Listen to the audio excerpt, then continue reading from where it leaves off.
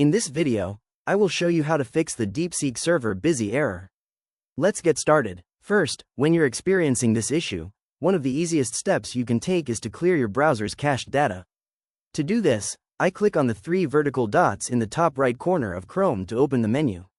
Then, I navigate down to More Tools and select Clear Browsing Data. In the pop-up window that appears, I check the box next to Cookies and Other Site Data, along with Cached Images and Files. I make sure the time range is set to All Time to clear everything completely. Once confirmed, I click the Delete Data button at the bottom right. Next, it's a good idea to check if your browser needs an update. To check my Chrome version, I click on About Chrome from the left-hand settings menu. Chrome will automatically begin checking for updates. In this case, an update is available and starts downloading. I will wait patiently for the process to complete. Now that it is nearly updated, I click on the blue Relaunch button to restart the browser and apply the changes. Once Chrome reopens, I'll go back to the Deepseek page. To see if clearing our data helped, I need to log back in.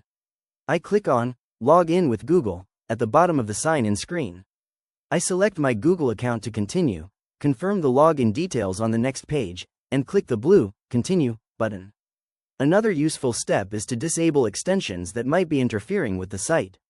I click on the three dots menu in the top right, hover over Extensions, and select Manage Extensions. If you have third-party AI assistance, translation tools, or strict VPN extensions active, you might want to temporarily disable or remove them to see if it resolves the server conflict. Finally, if the error persists, you can check if it is a widespread server-side issue. I open a new tab and head over to the Deepseek status page, where I can monitor the API service and the web chat service uptime.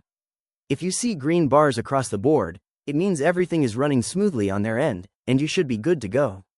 If you found this walkthrough helpful, please consider liking the video and subscribing for more quick tips and tutorials.